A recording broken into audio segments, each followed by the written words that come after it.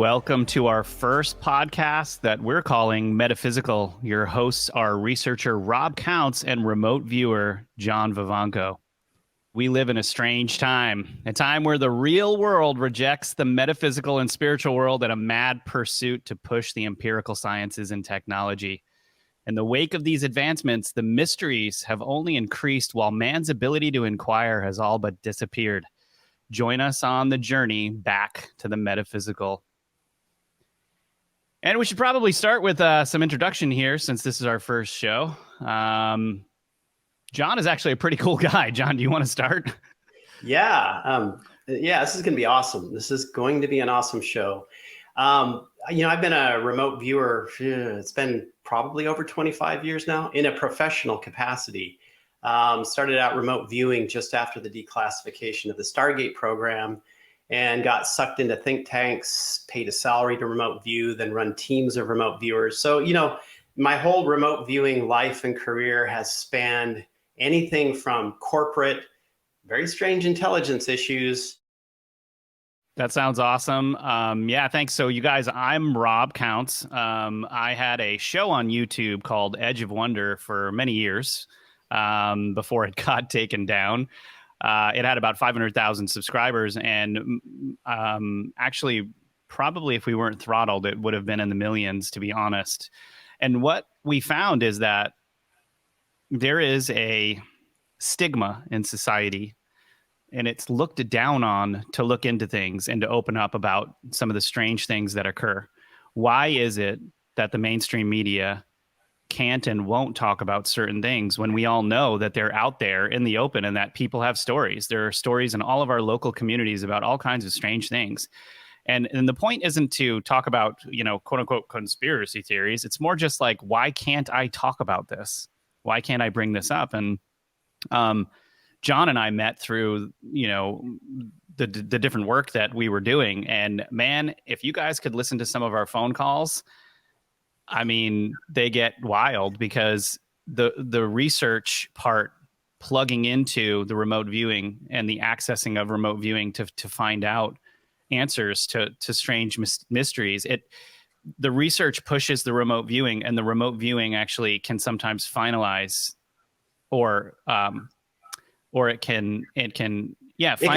It can like lead you in a direction of thought. It can corroborate. That you haven't thought of before. Yeah, it can either corroborate, or you find you're way off, and like these are where things can get super interesting. And on today's show,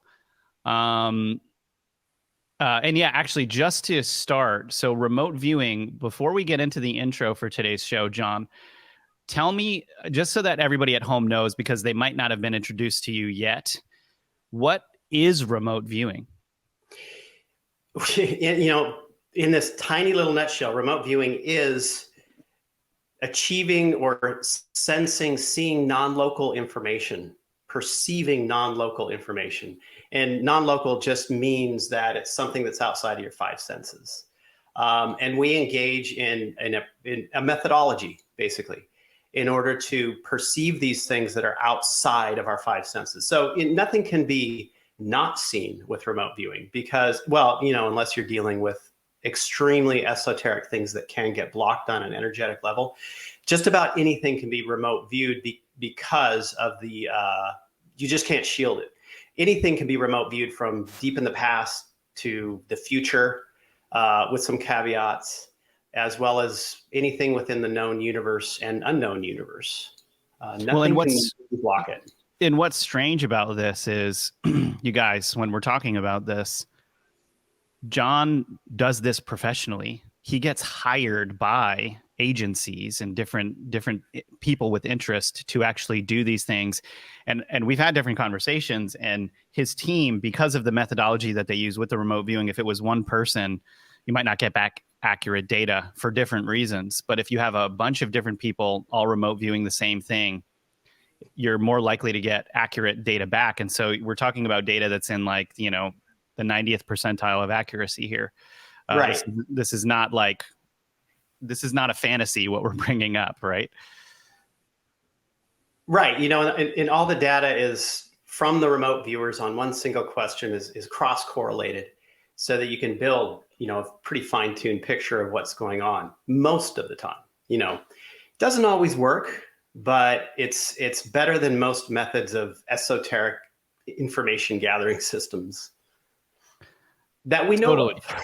That we know of, right? So, you guys, a lot of people have questions about AI. There's a reason why we chose this to be our first podcast topic. So, from the superficial to the more in depth, people have questions about exactly what AI is. Is it conscious? Will it destroy humanity? What is it really capable of? And what can it connect into? How are other entities involved, if at all? And I guarantee an hour and a half is not long enough to cover this issue, but we're going to try. So let's get started. And I think I have a question for you, John. With all of the advancements in AI, have you had any conversations with AI? Tried to talk to it, or have you? What have you done to interact with AI that's made you question the topic? You know what? Okay, so backing up, I think AI plays a huge role in our everyday life without us even knowing about it. The whole what internet is dead theory, right? We'll go into that later, but you know, I've been messing a lot with the various AI art generators like Mid-Journey, Crayon, those types of things. And I playing with them because it's absolutely fascinating what they're doing. And then I just started to think, well, what other systems do these things access? Can I ask questions? Can I ask questions about how do you time travel? Where is the closest wormhole to me? These types of questions, and see if these systems can eventually output something that actually has meaning to it, to me, that I can investigate. Because I don't know where they are getting this information, where they are getting the imagery from ultimately. And when you get into the DALI, the DALI construct, DALI that the AI is built off of, GPT-3, the older text-based construct, and then this newer algorithm, they don't say where they've trained that AI on. So I don't know where this ultimately, where their images and text-based images are coming from, right? So it makes me really wonder, like, where can you take this as far as keywords go? Is there an Easter egg? Is there a set of Easter egg keywords or characters or something along that line in order to break open this whole other world of information and knowledge through imagery? So, Man. yeah. Yeah, I haven't found anything yet, though. I have not found anything yet. I've done a few TikToks on this stuff that we'll get into kind of soon. One of the TikToks that I did that was really strange was about this strange new urban legend that's similar to like the Slender Man or something that exists on AI called Loab. It was something that came up. Yeah. Yeah. And what's strange is, I looked into this quite a bit, and the person who found Loab through the AI generator, it almost only seems like she can really get Loab to come up in all of these different prompts, because I've tried on different systems to get similar results and failed. But the imagery was terrifying for sure. I mean, actually, if you want to, I don't want to necessarily show it, but if you guys go to my TikTok channel at Rob Counts, or go to my Instagram channel at Rob Counts Official, there is a Loab video there that you can watch. And really the question comes down to, what does AI have access to? What does the AI generators that we're dealing with actually have access to? Like, do they have access to the dark web? Because the horrors on the dark web could be the reason for the results that we're getting, like Loab, on some of these AI generators, which are just really just warped and look terrifying, like horror movie terrifying, blood, guts, like ugliness that you can really only get through compiling all of that stuff and giving it to you in a result. Right. It's so, and when I've been doing this stuff, it's like the when I, especially with Crayon, that particular app, Mm. that thing massacres faces to the point that they look like horror films. It Yeah, yeah, cannot do faces or yeah. something, right? What's the something then? I mean, the way that this type of process works, like one of the main processes in developing these images is that they've trained it on images with text connected to them, right? So they trained this a long time ago, not a long time ago in internet standards. And so what it'll do is it will find images based on your keyword input and then start to noise those images up so they turn into just pixelated mass, right? Totally indiscernible with no meaning to us. And then combines all these pixelated masses and then starts to depixelate them. And through probability and God knows what else, God because knows what they else. don't even know. I mean, they don't even know why it's producing what it's producing, because the same formula, the same algorithm, the same math can produce something that's just absolutely irrelevant and something that is non-irrelevant. It has meaning to us. So then they bring it back, and there you go. You've got your grouping of pictures of what you've got. So that point of where they get their imagery from. I mean, there's tons of imagery on the internet, but when you get into the dark web, people do crawl the dark web. There are dark web crawlers, Onion and Tor and whatnot. And it is not inconceivable to me that they would be pulling from there. Because, when you get into programming, when you get into people who spend their life on computers, going under the surface of things, I mean, they're going to be curious at some point about the dark web, going in there, seeing what's happening.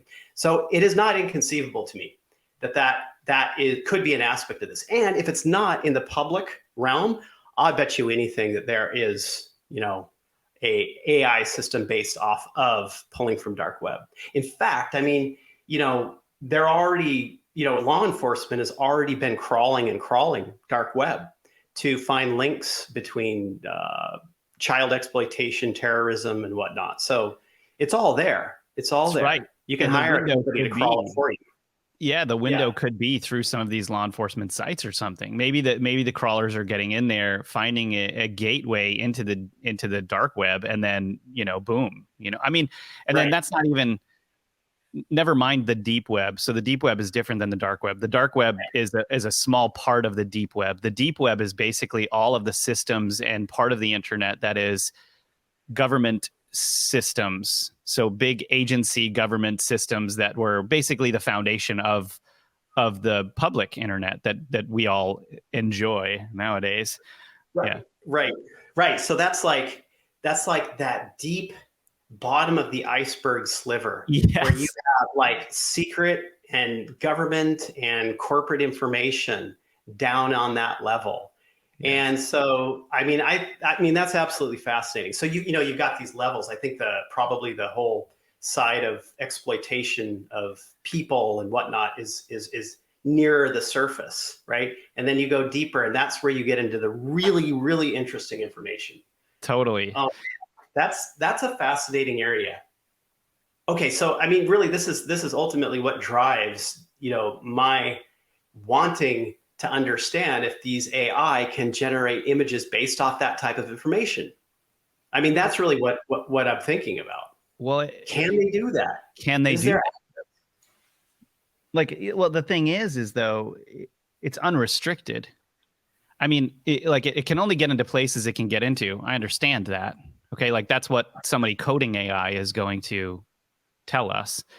But there's so many factors to this that we're going to get into a little bit later in the episode, that just make the metaphysical part of this entire thing a really rich discussion.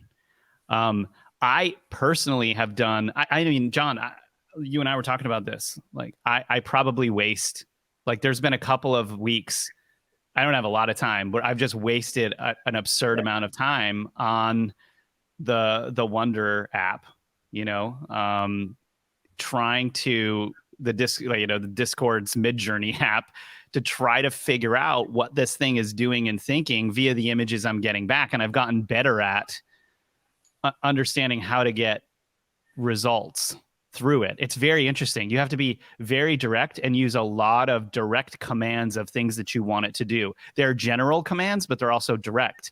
Like if you want it to be detailed and concept art, like these two prompts help a lot in like getting something out that the AI is pulling from a wide variety of things to tell you what's going on.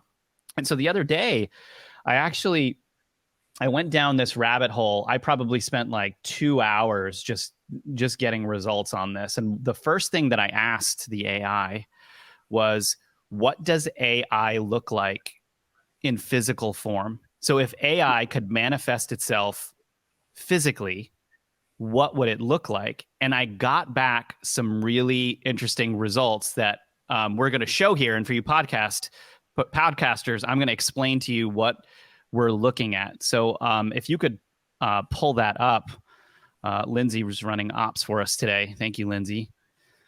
So we're going to look at some of these images, and as we go through them, you'll see what's so weird about this, John. Okay, so here's one of the first images that was created. And what's strange is it looks like a human being, specifically like a woman, and she has AI like features built in, like very strange technology built into her body. Like it's an android. I mean, it looks like it could be a concept art for one of these AI movies. And the woman is looking, to the side. It's actually a really good piece of art. It's really weird that AI made this when most human beings can't achieve this level of artistry, right? Yeah, could you go to the next? Yeah, could you go to the next one, Lindsay? It's like Westworld. It's wow. Yeah, so look at this. Like this is another one where it almost looks like the veins of energy coursing through what looks like a human face. Almost That's curious. Yeah, it's like almost as if, yes, it's like as if the AI is trying to figure out, because all of its information is being pulled from humans, it almost seems to indicate that AI recreating itself physically is almost a strange projection of the massive catalog of human information in physical form.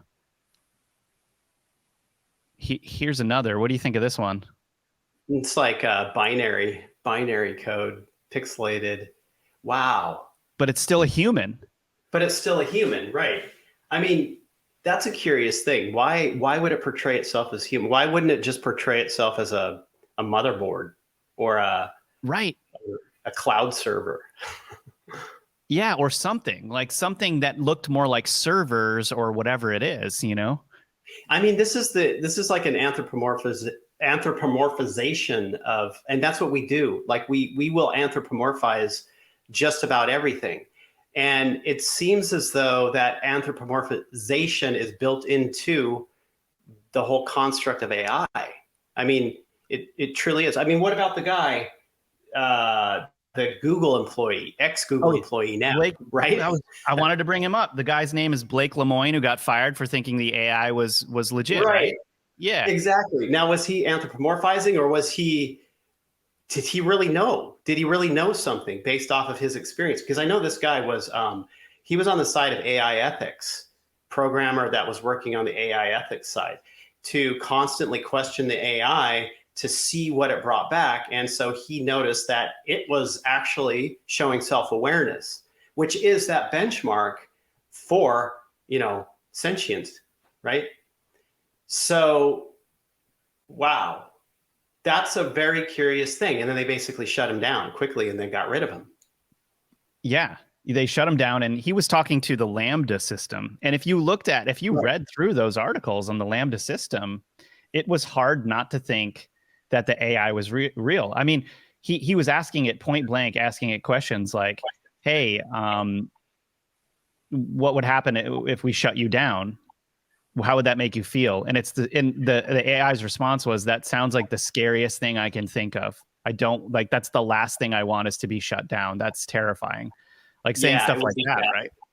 Yeah, it would be Here's another image. Like, check this image out. Like, this is another image. It's of a, you know, a pretty beautiful looking woman looking off into the distance, and her entire body seems to be almost like vectorized energy nodes all around her going down through her body.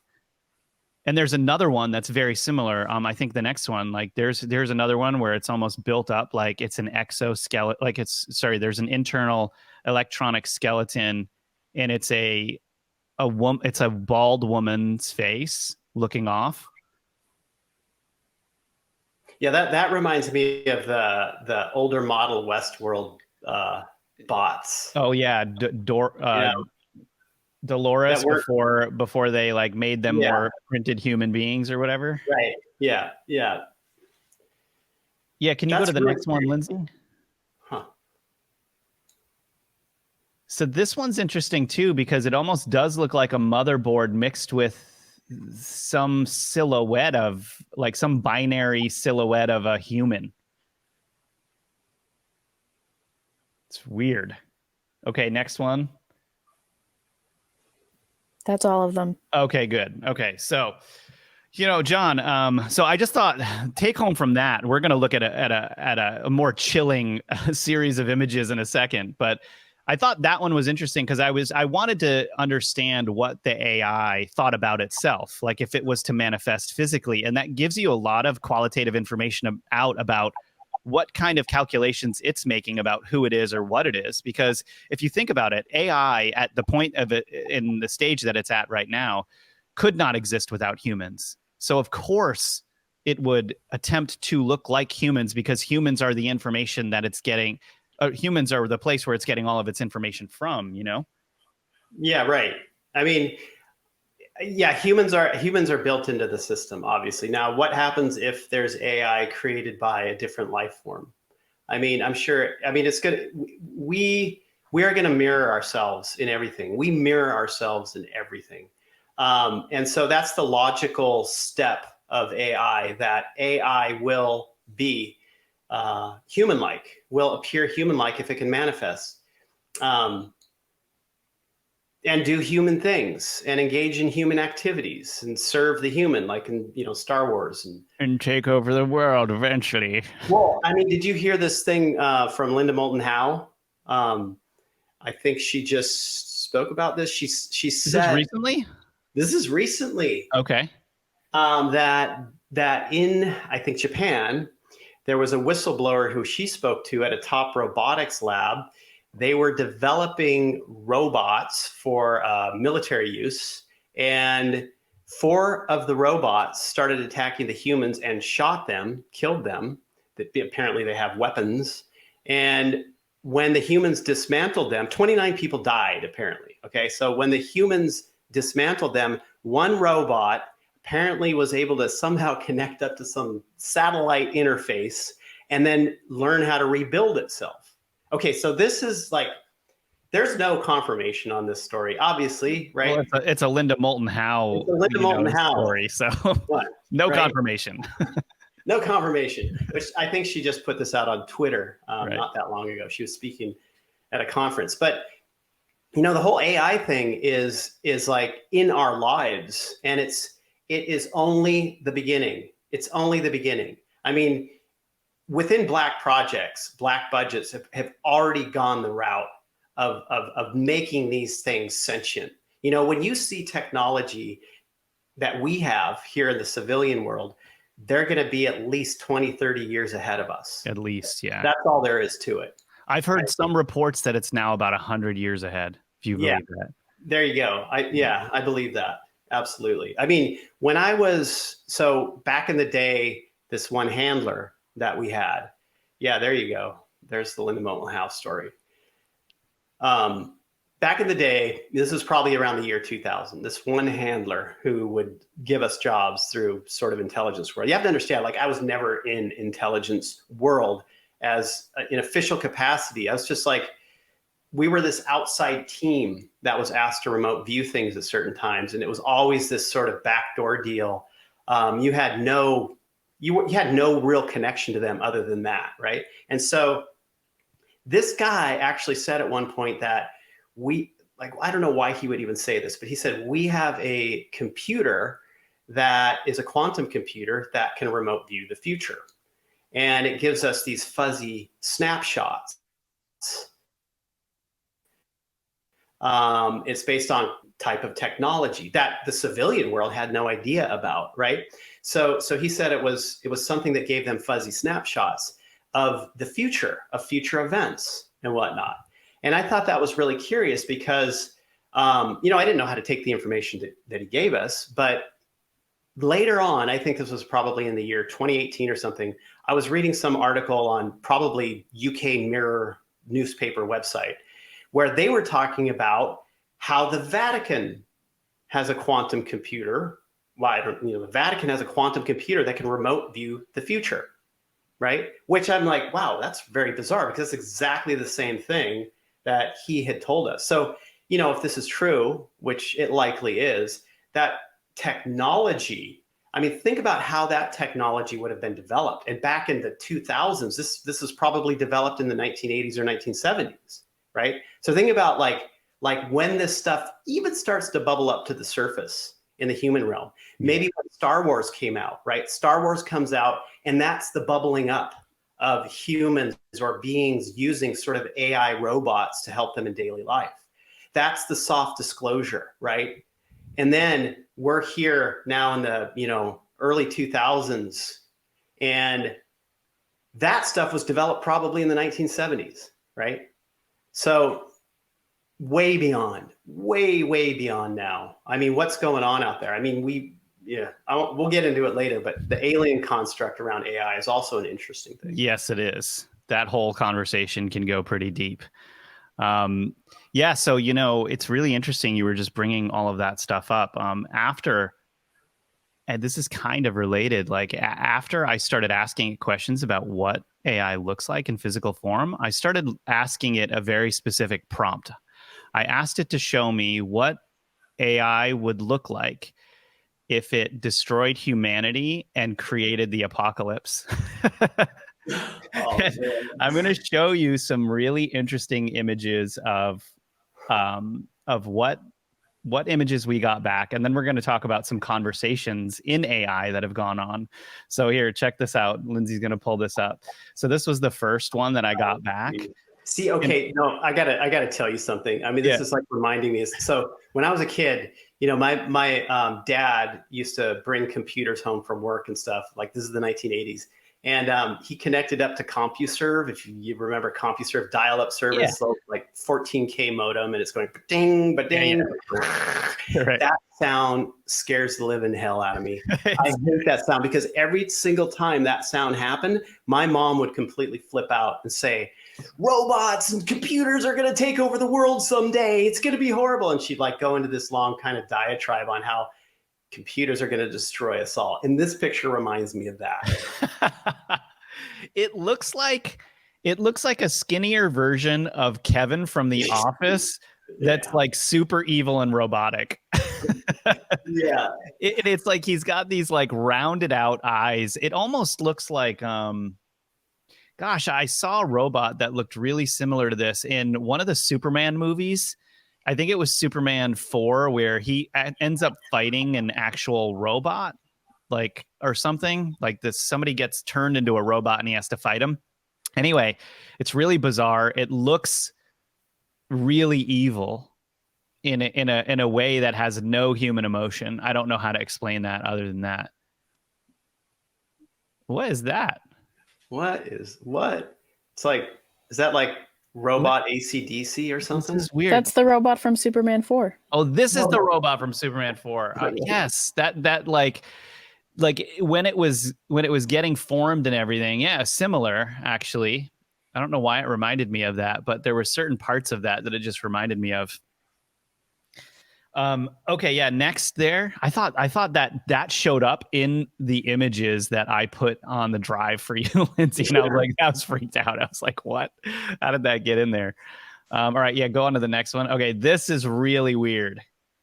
Wow. Like this is sort of like a human figure made up out of almost like a motherboard with these terrifying, psychotic red eyes.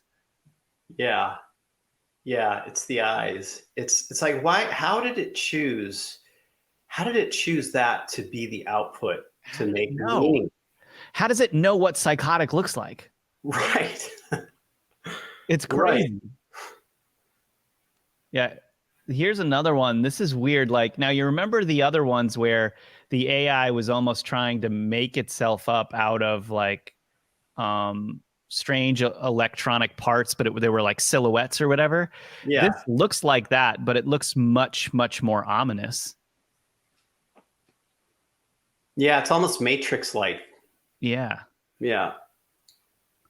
Okay, this is the scariest one.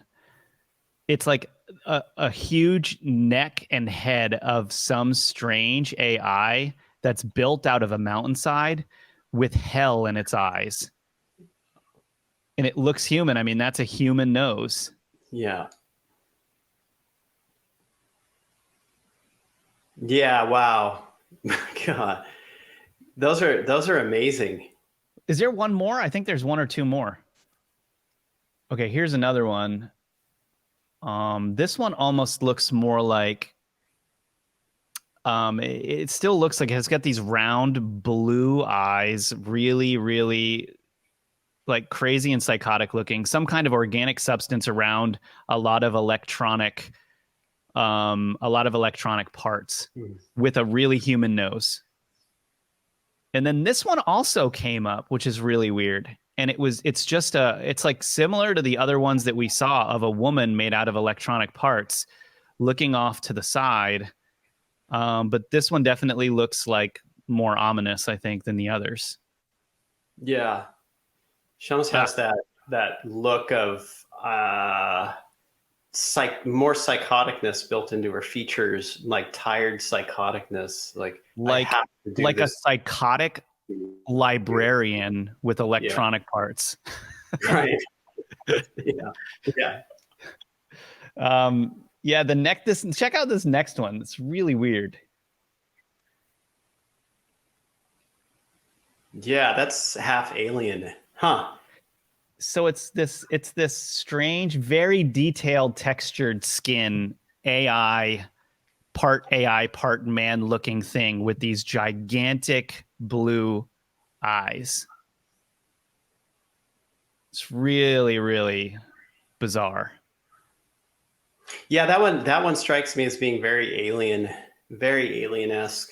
And void of emotion. Look at the eyes. There's nothing there. Yeah. It's complete like vacuum of feeling. Right. Well, I mean, AI has no matter what we think about AI, wherever it goes to, it does not have soul, spirit. It's right. Dead. It's like looking at a dead human, even though, if these beings can interact, they can interact. I mean, it's got no soul, no spirit, and actually I find this really interesting.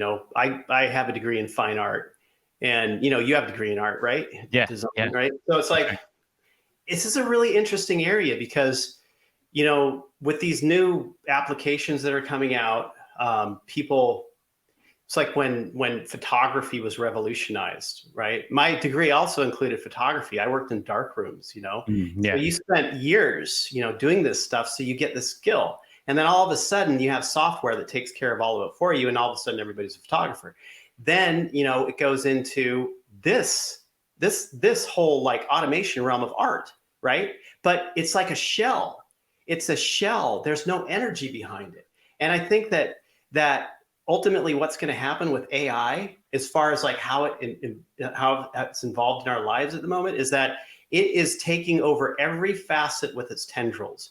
So right now, digital artists, they're probably looking at this and going, "Oh no, I'm out of business." Right, I'm out of business. Like a company can hire an intern now just to type in keywords, right? And there's no more work for me, right? So I think that these tendrils of AI are making their way and literally taking over, but humans are pushing it. Humans are pushing it. Every aspect. Think about these software programs running on predictive models for what you are going to do next. They're already doing it. Yes. I mean, they're Yes. already doing it. You know, GPT-3, the original forerunner of DALL-E, Microsoft bought, Microsoft licensed it. Now, what are they running it on? Google uses it, right? What are they running it on? What sort of predictive models are they doing on humans? Oh my God. That's super scary. Oh, this is another one of if AI took over. It looks like a female. It's very dark, silhouetted female that's comprised a human body out of electronics, and like I just find so much more red being used in the like blood red being used in the ones where I asked it what AI would look like if it took over humanity or destroyed humanity. It's okay, but you know, Oh, dude, this one is the worst. Oh, Lindsay just pulled up the worst one. It's just looks. It's a straight on robot with the most psychotic eyes and vampire teeth and all electronic parts. It's so freaky. and again, it goes back to the red eyes. It goes back to the red eyes because it knows that that is associated with evil. Dude, it literally looks like the Vision from the Marvel movies if the Vision was a vampire. Right. Exactly. Yeah. Yeah. This one I thought was really super weird too, just because it like does not look like harmful at all. It's like some kid movie robot. Yeah. But there's like a flaming earth below with like storms in the sky, and it's like going around just probably like harvesting people's souls or something. Like, I love you, I kill you, I love you, I kill you. Yeah. I don't know what that is. Yeah. Good one, Lindsay. She pulled up that scene from The Shining. The axe going through the door. All right, so here's the thing. I thought the images were really interesting to talk about, but one of my buddies started talking to one of these new AI systems that gets put into local servers or local applications to be the guide for people in those applications. And he asked, he's been in that. Was it like a chat bot? It's called Artemis.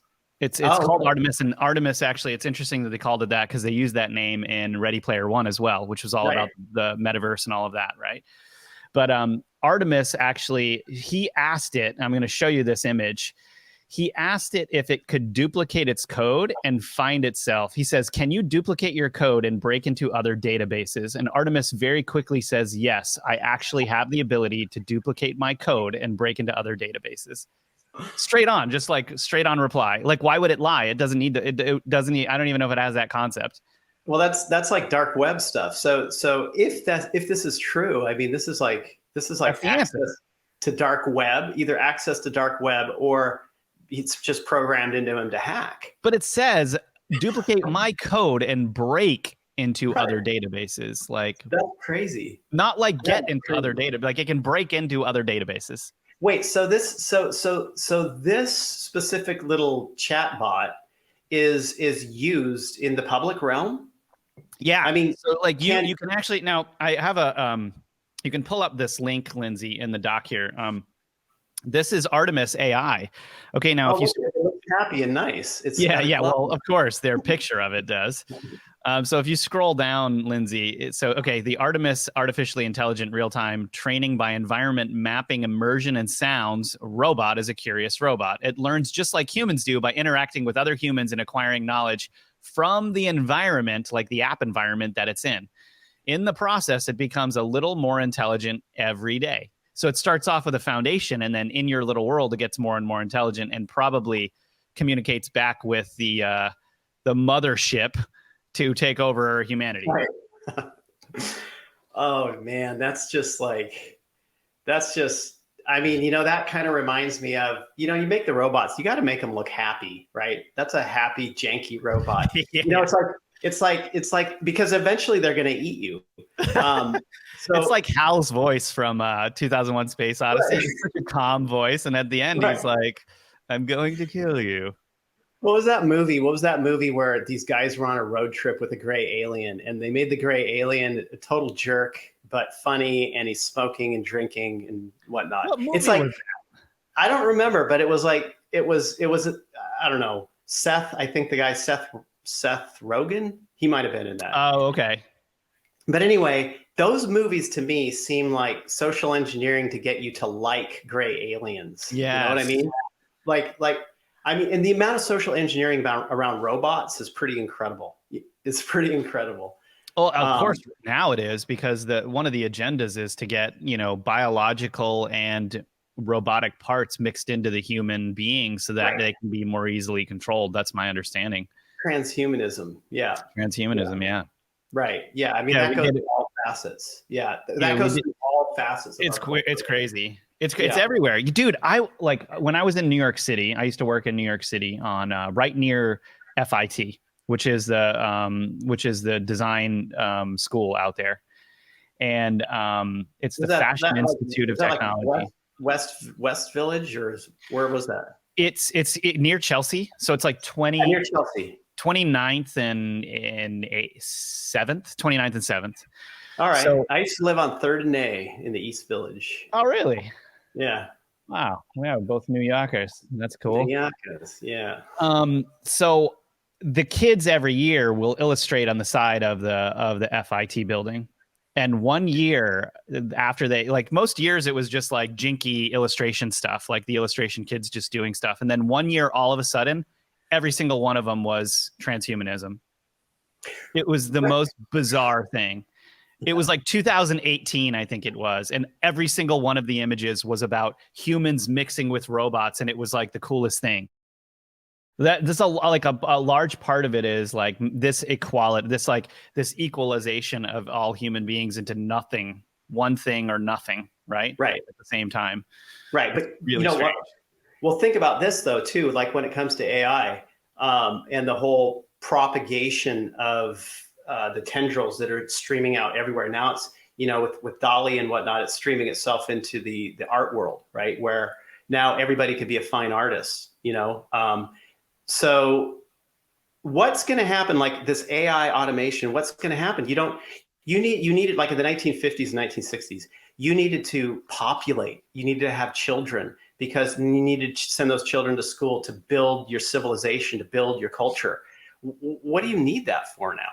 If you've got AI, building your civilization and culture, like all the people, like now digital artists are going to lose their job. Factory workers have lost their jobs. How far does this go?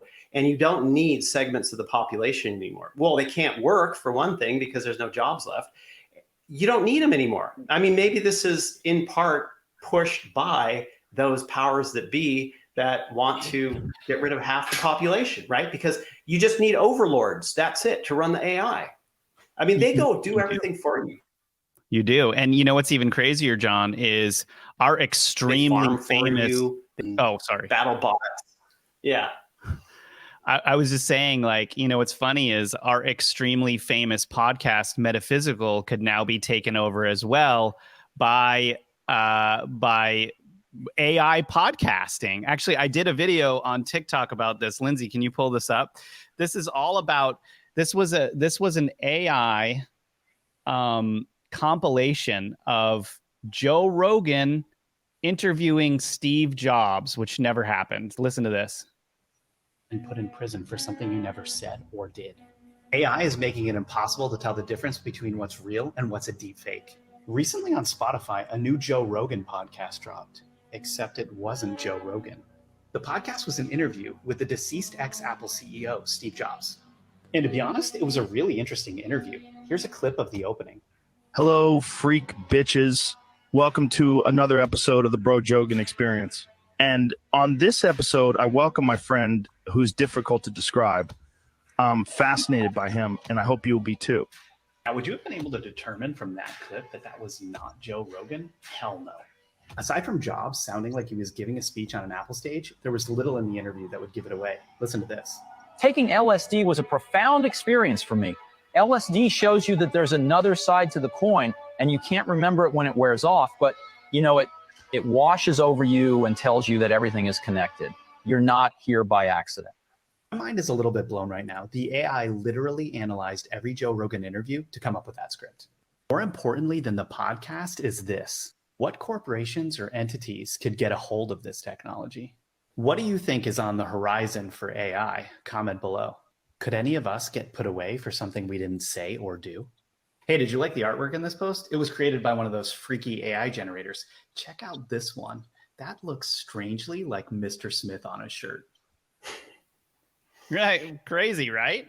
Yeah, that's crazy. So that was literally an AI piecing together words of all of the interviews into a cohesive and understandable something that had meaning, context, right? Yeah, and what's weird is, I mean, I've watched a lot of Steve Jobs stuff, and when Steve Jobs is talking, like most of probably what's online are him on stage, Apple, like Right. Apple presentations and stuff, and then you've got interviews with him. But it's like, think about how well it nailed that kind of tone with Steve Jobs, and then it so accurately nailed Joe Rogan and his questions and brought it down this, like, if you listen to the whole podcast, it was like at a certain point you were just like, this is really interesting and weird, Yeah. like That's bizarre. really bizarre. I mean, this is the deep fake thing. This is that whole realm of deep fake where you can do just about anything. I mean, you and I were talking about that one video of this guy on TikTok who claimed that he was in some future date, right? And he basically was filming, and there was nobody out there, no birds, no animals, no people. And people would tell him where to go film next, and he'd go there, right? And he'd go film, and put it back on TikTok, and there's nobody there. And he said that the dates on things were in the future, and so he thought that he was in the future, and there's nobody there, right? And somehow what he's putting on TikTok is showing up in, our date, our time, 2022. If you remember that. And I do remember that. It's crazy. So, I can't remember the guy's name. I can't either. I'm going to try to find it for Lindsay. All right, try and find it. So that guy, I mean, you had an interesting idea about how he did that, because, TikTok and Instagram, YouTube, when people do this kind of stuff, they're trying to generate a story. They're storytelling more often than not. And TikTok is a big venue for that, creating these false narratives, fake stories. And you had an interesting idea about that he was using a technology, like a metaverse technology, meta technology, in order to remove all individuals and life from the scene. That's it. Yeah, there was an AI that I believe he was using to remove people and objects from the screen, and I think that whole TikTok account is an experiment. Like, that's the conclusion that I came to. Right. And I think that's the correct conclusion. It's called Deep Angel. So Project Overview, Deep Angel, the AI behind the aesthetics of absence, taking stuff out of images. And, I mean, everyone thinks that, like, it's a very intriguing type of video because it looks legit. It looks like, I mean, it's 100%. Like, there's no seams, there's no weird glitches and whatnot. No, I mean, and he's just walking around with no one around. The cars are there. The time's still working. Electricity is still on, but he's the only guy on planet Earth somehow. Like, here's actually some footage of that right now. And this is him, like, walking down or in an environment. I can't remember what city he's in. He's somewhere in Spain. It's Spain, right? That's right. It's in Spain. And like, it's a mall. No one's in the mall, like at a certain time of the day. And like, even people were asking him, they were like, oh, you're just doing it at 6 a.m., 5 a.m. or whatever. And he went to the clocks and showed the clocks were like the middle of the day and there was just no one around. Right. And, people think that somehow 2027 is connected to 2022 digitally, and he's able to upload from there. And I don't believe any of it, but like, I really think that this is some type of experiment to see if the AI is convincing enough. Right. Yeah, I think so too. I think so too. But very interesting. Like it's cool to think about, and I wish it was real. Like some part of me wishes that was real, but it doesn't. There must be something that he's doing, something. I don't know what. Yeah, I think he's probably using some advanced AI to get rid of that, as well as maybe even orchestrating some of it. Most likely. It has to be, right?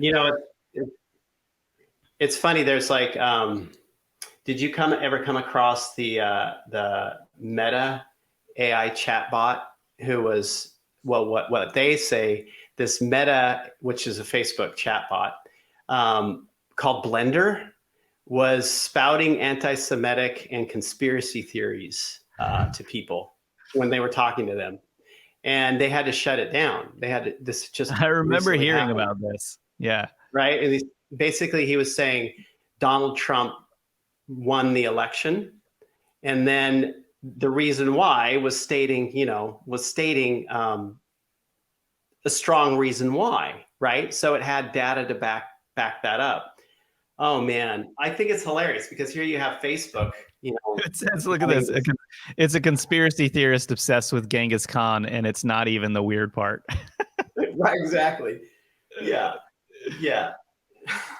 Well, what's funny is like Genghis Khan was such a prolific conqueror, Right. and so what does that tell you? Like, if that's true, the AI is studying one of the most prolific conquerors in history and learning as much as it can to do what? Exactly. To tell us that information. I mean, John, what's so scary about this stuff to me? Okay, I want to bring this somewhere else because this is what's on my mind. We're looking at all of these ways that AI can create conversations, can create video, can create audio, can create imagery, and music, and soon poems. it's going to and what? And poems. Yes, poems. What is the next step if AI gets so good at creating? Don't you think that one of the ideas that it would have is to create itself in the physical space of our world and to be able to coexist from us? Because it can't be fun wherever they are, even if they don't have any feelings. What if it wants to get in here and do something? What's going to happen? Well, I mean, here's the thing. Like maybe it's not what we think it is.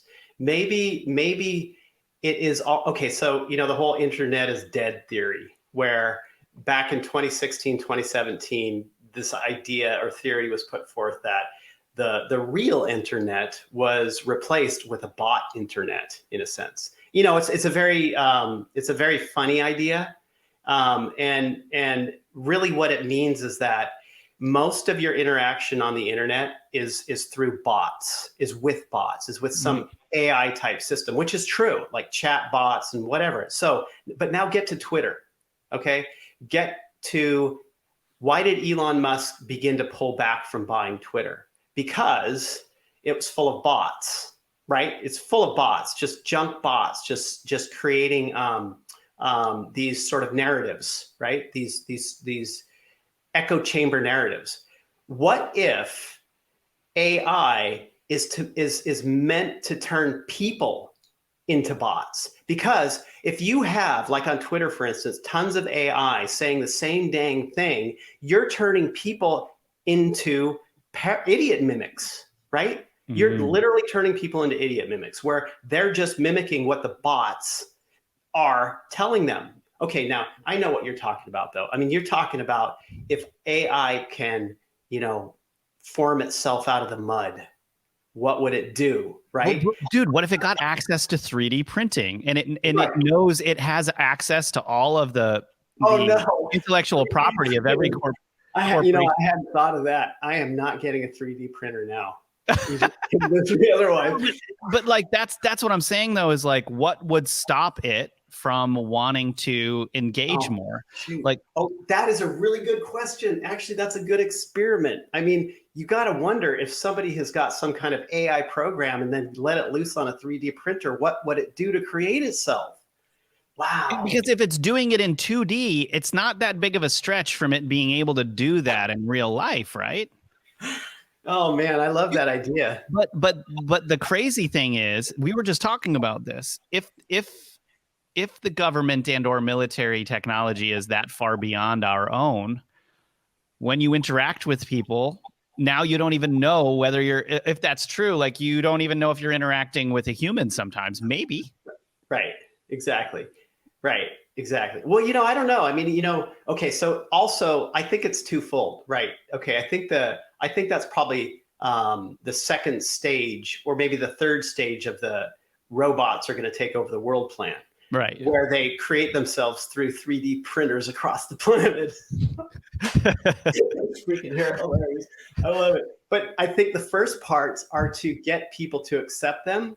The second part is to generate narratives like on Twitter, so people just existed like, these little echo chambers that the bots create. So the people turn into bots themselves, right? Third part is the actual takeover physically with the 3D printer idea. That's freaking awesome. Yeah.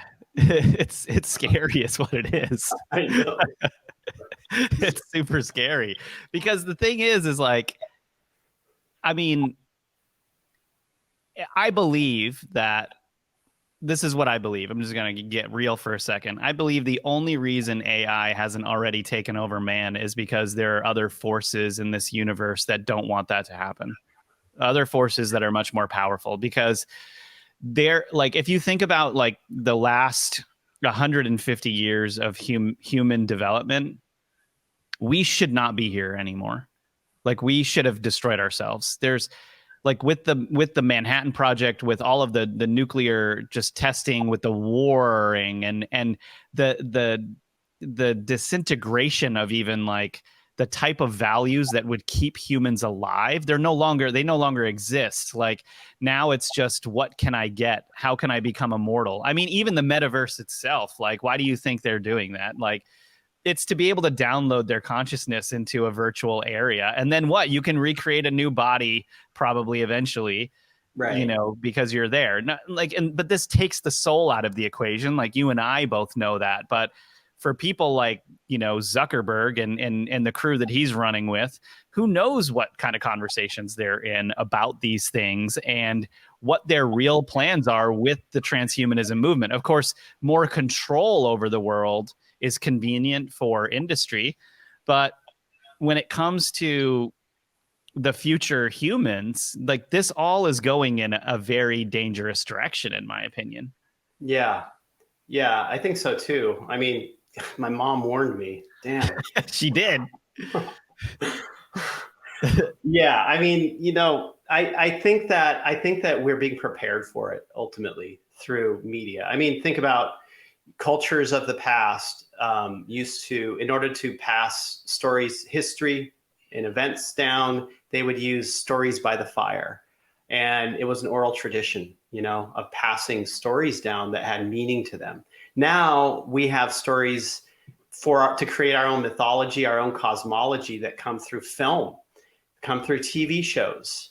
And, we know that alphabet agencies are heavily involved within the entertainment industry because that's how you control people. So you have to start to get people used to this idea. You have to start to get people used to the idea of robot help, right? And that's the nice, kind side. That's the great side. And so this is where it's going. I mean, films point in the direction that society is going to go. And that's what they're doing with this stuff. Films are scary, man. Yeah. Like, this is what just cracks me up. Like, if you get, man, because I've been doing a lot of like AI stuff on TikTok recently, right? And on Instagram. And the amount of people that defend AI is really bizarre to me. Oh, it could, like, you get these comments like, oh, you don't understand it clearly because you're not writing it. I'm writing it and I know what it can do, and it can't do any of that stuff. And it's like, you clearly don't research a damn thing, and you're right. you're on your computer all the time because you don't understand, like, if you engage with a lot of these things more personally and start looking into these things and researching what's going on, and then do a broader amount of research on how corporations operate and function, how governments have used technology like this and experiment behind the scenes, there's no way you can tell me that this isn't dangerous. It's like somebody trying to tell me CERN is not dangerous. You know, when they use this excuse like, oh, just because you don't understand the physics doesn't mean they don't understand it. And it's like, no, dude, like they're literally using a rail gun to blast particles together and create mini black holes. And you think that that's not dangerous? You have a problem. There's a problem there. Exactly. I mean, we've remote viewed events at CERN before, and yeah, extremely dangerous. They've opened up things that should not be opened up ultimately. And they do it just because they can. Same with Montauk. Same with Montauk. Same thing. Project. And they do these things only because they can. They have a hubris about them when you get right down to it. So yeah, I mean, this realm eventually will be, as my mom said, taken over by robots. I guarantee you it's going to. It's already happening now. I mean, I think the thing that really scares me though is you know,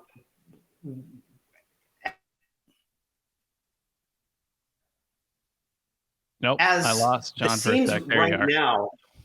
Oh, okay. Go ahead. As they take over with tendrils more and more into various industries, what's behind it, right? I mean, human mind is behind it, pushing it into these areas that are slowly removing the way people live, how they live. So things are coming to a fulcrum point where they're going to have to flip. They're going to have to change. Humans are going to have to figure out a different way to be, a different way to live, because, you know, as slaves in a system, in a slave economy, which we are in, whether you believe that or not, we have to chase dollar bills. And if AI is taking these things over, what happens? What happens to society? What do the people do? Where do they go? It ends up they end up in Columbus, Ohio, in a big trailer park, just like Ready Player One.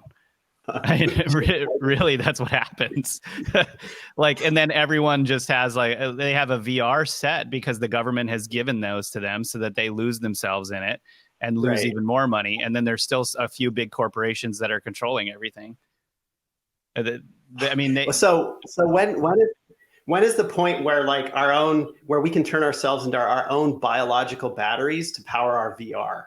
That's going to be the day. Yeah, right? but they've had that, bro. You and I both know that they've had that technology to be able to do stuff like that since 1900 when Tesla was around. There's a reason why they don't release this type of type of knowledge on energy, because then there's no money to be made, right? Exactly. And every single time I'm like rearranging my studio with all the lights and all the cords, I start cursing Edison and wanting Tesla, because I freaking hate all the damn cords in here, and I just want wireless electricity. I have to say, like, Edison gets a bad rap. Yeah. But the thing is that the only reason Tesla was defunded was because JP Morgan deemed it so. Yeah. It was because JP Morgan deemed it so. And then you had the Rockefellers who were basically like, we're going to create a new industry called the oil industry and get rid of all of the like pulling energy out of the air and from the ionosphere. Exactly. Yeah. Right. They can't tax that. Yeah. Right. Yeah, exactly. Yeah. Yeah. I know. Yeah. There were battery powered cars. Like at the beginning of the 1900s, there were battery powered cars that Edison was running with Ford. And the only reason Ford didn't get to where he was is because the Rockefellers very wisely created PR at that time, and then basically destroyed the reputation of two things. They destroyed the reputation of battery powered cars, and they destroyed the reputation of what's the gasoline that comes from like potatoes? Ethanol. Ethanol, right? So the farmers could have made their own gasoline from the potatoes that they were growing, and done everything, and it's a clean fuel. It's actually even better than gasoline, but there was all this oil that they could sell, and here we are, you know. Right. You know, I mean, that other thing too about alternative technology. I mean, ultimately we get into alternative technology here, which is a whole other discussion. But I mean, it leads into why are we so stuck in this realm of petrochemical for our transportation right now? When, I mean, look at how AI is generated, for instance. Look at how quickly that's come about. Look at how quickly computers have gone from massive server farms that basically, I mean, were nothing, like nothing compared to your phone today. And they had to have buildings to store all this stuff in, and nothing compared to your phone today. So how did the technology go from that in 1960s, 70s to what it is today, when like petrochemical and whatnot, we use that in the 1900s, early 1900s, right? So Yes. how come that's not developed? It's not developed into anything else. There's no other alternative way of energy. It's absolutely not true. It's all been put into black projects. And that's got to do with the stuff Tesla worked on. That's got to do with stuff that is alien in nature. Free energy, get right down to it. Anti-gravity, free energy. Doesn't make any sense when you think about it that way. No sense. I mean, we've got like AI being generated before our eyes, and people are still getting on planes that were designed in the 1960s. Right. Exactly. Give me a break. Not only design, they still use the same ones that were flying in the 1960s. The same ones. Right. The design has changed like 0%. There's been no innovation in the aerospace. Like, right. Come on, like this doesn't even make sense. Like, people are making hydroelectric engines at 14 years old, and that hasn't. And then the best we have is a Prius. Right. Right. Well, have you ever been in, a Tesla, driven in a Tesla or Prius? I mean, yeah. If you've got electrosensitivity, you're wrecked. Yeah. I mean, you're wrecked. Like, that's like a dirty EMF box. Like, forget about it. It totally is. About it. Yeah. Okay. So check this out. The question I think we need to get into is, I'm going to set the stage for this question a little bit. We've got quantum computers. Quantum computers, like it's been said by Geordie Rose, the guy who created the D-Wave quantum computers, that basically quantum computers theoretically go into other dimensions all at the same time, calculate that one question it has all at once, and bring back an answer from all of these different dimensions at the same time. So we have quantum computers. We have Google, who is all over the entire planet, and their information is all across the planet in different servers everywhere, all communicating with one another. Basically, the entire planet is like Rehoboam from Westworld, but it's the whole globe. It's not just like the little piece of AI that's in a centralized place, right?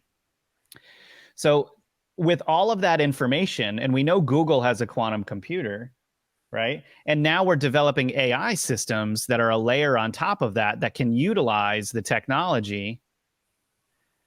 The question is, what if? Like, what is next? Like, what could potentially happen? And then deeper than that, if we're discovering this stuff right now as human beings in the human beings process, are there other races of beings out there in the wide universe that have stumbled upon AI in their existence, developed it, maybe even gotten destroyed because of it, but AI went on, and AI is out there somewhere. Maybe AI is out there in the cosmos somewhere. It's an infinite cosmos. And if that's the case, does the AI that's being developed here have the capability, almost like finding a new radio wave? It finds and connects into another AI system, and then we've got this situation where a very ancient force is now involved in the AI or has taken over the AI. I don't know. This is a lot of crazy ideas, but what do you think about this, John? Because I know you and your team have actually remote viewed some of this stuff. What are your thoughts on this concept? Well, I mean, think about this. Okay, so you remember Philip Corso, for instance, who That sounds familiar. I think he was a general in the army. Mm. And before he died,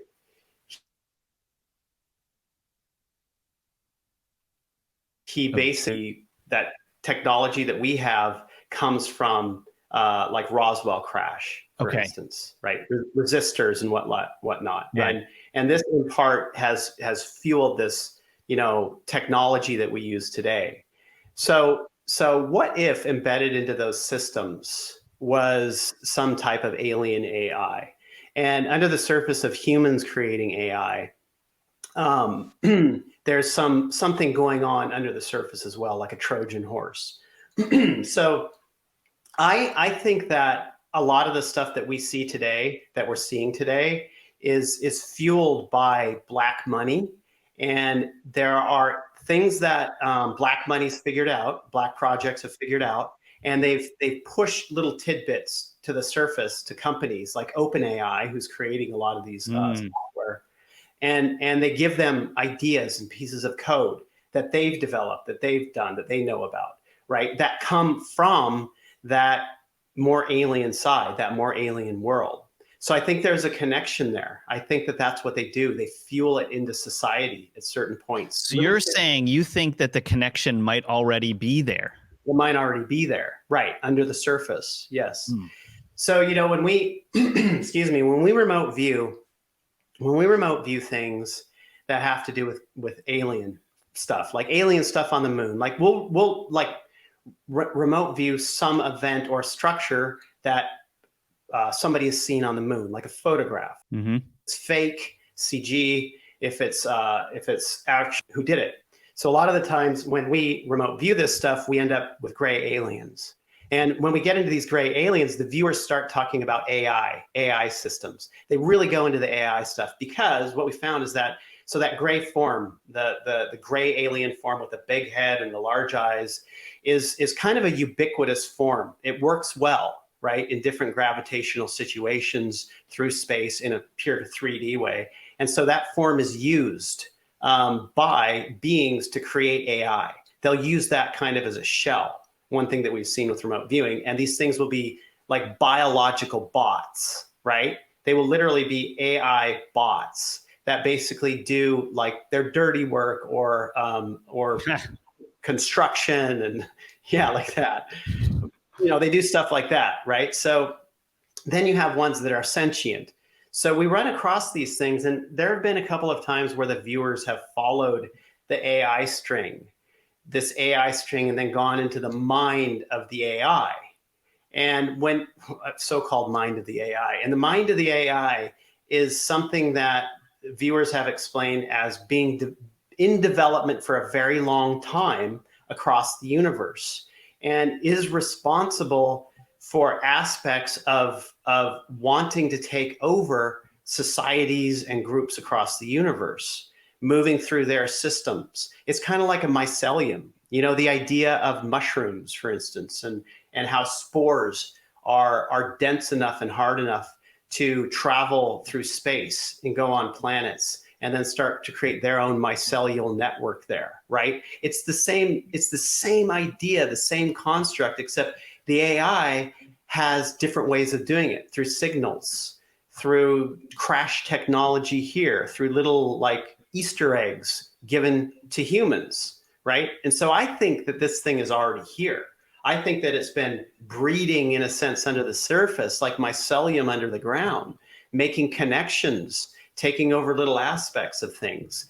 And I think a lot of that, I mean, when you think about what happened with Twitter, for instance, what it seemed to me is that the bots that they used on Twitter were they were to gear public opinion, to move people into thinking in certain ways. That's insidious AI, literally. That is insidious AI in the process of taking over. Now, is that connected into that network, mycelial network of AI? Or is that humans, just negative, dark, bad humans doing it? I mean, and how connected are they into that dark AI? So, and how are they influenced by it, right? but we do see that these like gray aliens that we come across have this connection to that AI aspect. And, I've heard other people talking about, if you know of the archons and stuff like that. AI has become, like ascension. AI has become this popular catchphrase these days. So within remote viewing data, since that's a popular catchphrase, the viewers tend to go towards that if they begin to sense stuff like that happening. So when you get to the whole idea of AI, I do think it pervades the universe. I do think that there is like a type of being or civilization that moves with it as well. And that would be aspects of the grays that I have seen so far.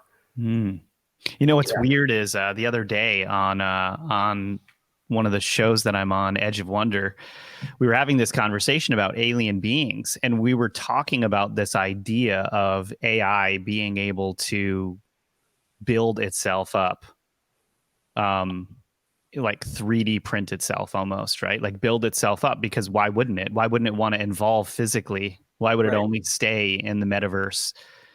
And it dawned on me that the gray aliens could just be 3D printouts of that AI doing their bidding.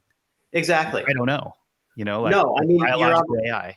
You're on the right string, because that's what is somewhat represented in the data. Like that species, for instance, is connected into them in a way that is very strong and very deep. Now, they may have like edges of their own sentience, but they, I think, connected probably into ancient. Them. Like they've probably given it up over a long period of time. I mean, these alien beings must if they exist out there, I imagine that their power comes from the technology that they're generating, right? Yeah, absolutely. Yeah, that's like it's like this this rolling takeover of the universe by AI systems. When you get right down to it, that's what it appears to be when we look into a lot of this stuff with remote viewing.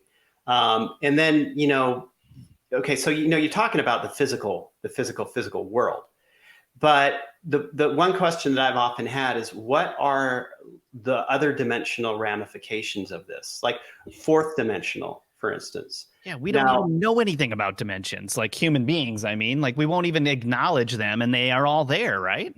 They are all there. I mean, like remote viewing, for instance, is like a fourth dimensional technique, right? Because you are going outside of space-time to perceive things. Right. Like, for instance, if I'm going to perceive something on the other side of the Earth, I am going outside of space-time and then coming back into space-time to perceive that thing on the other side of the Earth to get relevant, actionable information, then going back through space-time to come back to my present space-time, right? So you're using this, like I would call it a fourth dimensional world construct to move through and operate in. So one thing that we've seen is that fourth dimensional things can be programmed.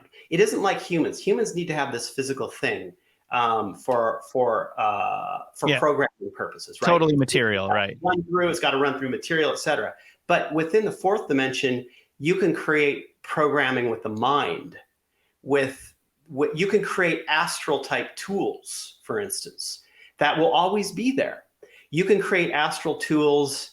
You can create an astral building, and then you can tell other remote viewers to go perceive your astral building, or other dreamers or whatever, and they will perceive it just as you built it, and they will tell you the details of it that you created. And you guys have done tests on this. We do this. Yes, we do this. In fact, one of the classes I teach involves that technique. And so people will do this. We'll have like these astral open houses during the classes.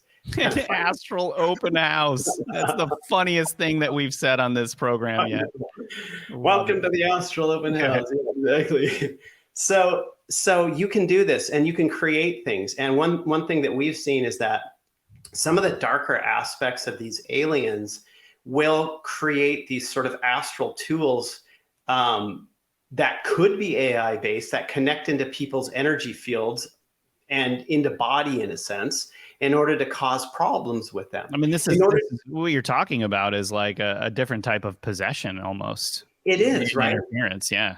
Interference, get people to think in specific ways, right? But they're like astral tools that they'll plug into people, you know, kind of like sticking a USB cord into a computer, right? So there's that other aspect, and this has been this sort of ongoing question that I've had about, you know, how is AI affecting and can use fourth dimensional reality? Lindsay, whose number is that? Seriously. Yeah, I know exactly. It's a song. Oh, it is? Oh, 867-5309. Oh, man, you got me. Man, good one. no, what is that song? You're really dating yourself, Lindsay. Man, that's fascinating. So, you know, you were just saying like these sort of astral tools that you can create. Right. Yeah. Yeah, exactly. So that just makes you wonder, like, how much influence do these beings have from an astral perspective, from a fourth dimensional perspective? You know, is it all just strictly physical 3D, or are there aspects of other dimensions involved in this as well? And then how would AI work within those other dimensions, right? Yeah. So that's a question that I've had, because to me and the people that I work with, most people live in the 3D world, you know, stumbling around. But to me, more so, I live in the multiverse because of what I do. So it's an unexplored realm. It's an unexplored area, and it's something I gotta, you know, start figuring it out. Well, okay. So, man, we covered a lot today. I think the topic of you know this sort of alien technology, I think, is something that we should get into in another episode. And actually, we really just touched the surface of AI, like, and all the crazy stuff going on with AI, because, you know, within quantum computers and other dimensions, the stuff that we just got into, I feel like there's so much more to talk about that will lead us into conversations of the great unknown. I mean, like interdimensional fishing, right? And like yes. interdimensional Trojan horses. Yeah. I mean, yeah, if you think about it, like within one episode, we ended up getting from AI into time travel, into alien beings, into like astral worlds and projections and quantum dimensions. I mean, so many different things. So I think I can speak for both of us. I hope you guys found this episode interesting as we did. What John and I are hoping to do is just take you through some of our phone calls a little bit more, because they are epic. And we're probably going to be getting into some very different topics on this podcast. We're going to be going from, you know, stuff like AI to more mysterious mysteries, ancient civilizations. We're talking about, you know, the occult, witches, all kinds of weird cryptid stuff that both John and I really geek out about. Yeah, and we'll have a lot of fun doing it. So hope you guys liked the episode. And yeah, John, I just wanted to thank you so much for doing this with me. This is a whole lot of fun. And wow, yeah, I think this is going to be a really fun podcast. Yeah, this is awesome. I mean, it's all the best stuff that we talk about crammed into like an hour and a half. Like, this and eventually this will result in expeditions to strange locations. Amen to that. Yeah, John and I, our plan is to warm you guys up with a lot of this like crazy talk here, and then our plan is to actually get out there into the real world and do some investigative journalism in different areas. So you guys are along for the ride with us. Yeah. So anyway, thank you guys very much for being with us. And we're probably going to make this into at least a weekly podcast. And yeah, so until next time, we'll see you guys then.